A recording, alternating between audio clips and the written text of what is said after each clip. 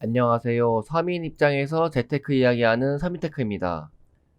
요즘 주식에 대해서만 너무 이야기를 많이 해서 오랜만에 부동산에 대해 이야기해 보려고 해요. 사실 부동산 이야기를 많이 안 하는 이유는 저는 이미 2채 정도 보유하고 있고 다시 추가 매수하기엔 투자 금액이 부족하기도 하고 현재 규제도 많이 있어서 투자를 하고 있지 않아서입니다. 그래도 부동산 유튜버들을 보면서 흐름 정도는 파악하고 있는데 한동안 집값이 빠지다가 요즘 약간의 반등을 하고 있다고 하더라고요. 하지만 집이 없는 무주택자분들은 집값이 여전히 비싸서 못 사기 때문에 더 하락해야 된다고 합니다. 근데 집이 뭐 비싸서 못 산다고 하는 거는 알아보지도 않고 그냥 감으로 못 산다고 하는 거지, 실제로는 서울 아파트 아닌 이상 괜찮은 경기도 아파트는 직장인이라면 누구나 집을 살 수가 있어요. 이건 제가 산 수원역 근처 17평 아파트인데 현재 매매가가 3억 2천만 원이고 전세가 2억 1천만 원이에요. 무주택자 분들은 3억 2천만 원 현금이 어디 있냐? 비싸서 못 산다라고 얘기하겠지만 실제로 필요한 금액은 매매가에서 전세를 뺀 1억 1천만 원만 있으면 돼요. 1억 1천만 원이 없다?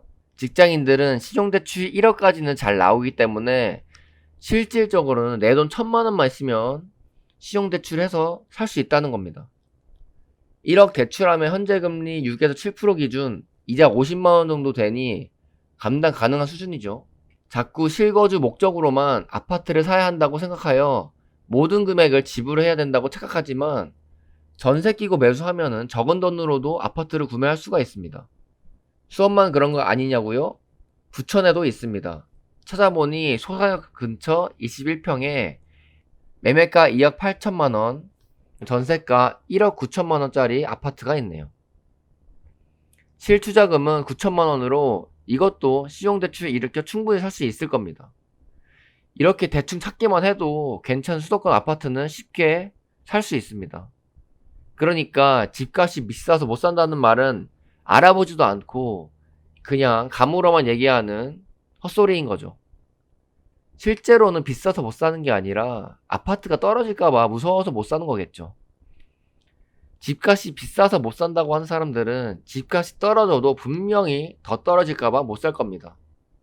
본인이 집을 구매하려 하는 아파트에 대한 조사 없이 얘기하는 것이기 때문에 정확한 가치를 모르는 상태에서 타이밍을 맞춰서 사려는 것입니다. 제대로 알아보지도 않고 리스크를 감수할 마인드도 없으면서 그냥 나라 탓, 집값 탓, 운운하는 패배자 같은 인생은 살지 않길 바래요. 부동산 투자 잘하기 위해 실제로는 매매하지 않고 공부만 죽어라 하는 사람도 있는데 그것도 시간 낭비라고 생각해요. 특히 아파트는 가장 쉬운 투자 상품이기 때문에 깊숙이 공부할 필요도 없어요. 부동산은 입지 분석이 중요하다고 하죠. 근데 별거 없고 자신이 감당할 수 있는 금액의 아파트를 선정하고 역세권 여부, 서울과의 근접성, 일자리 환경, 500세대 이상의 규모, 전세가율 60% 이상, 학군 정도만 딱 확인하면 됩니다. 이러한 조건을 충족하는 아파트를 선택하는 것만으로도 충분히 좋은 부동산 투자가 가능합니다. 따라서 복잡한 공부 없이도 쉽게 부동산 투자를 할 수 있다는 겁니다. 그러니까 부동산 투자를 잘하기 위해 쓰잘데기 없는 공부하면서 시간 좀 버리지 마세요. 어느 정도 감이 생겼으면 적당한 아파트를 선택하고 매수해 보세요. 공부보다 실제 투자 경험을 빨리 쌓아 나아가는 것이 더 중요하기 때문입니다. 지금 당장 투자할 돈이 없다면 당신은 지금 공부할 때가 아니고 시드머니를 만들기 위해 부업을 해서 빨리 돈을 만드는 것이 우선 순위여야 해요.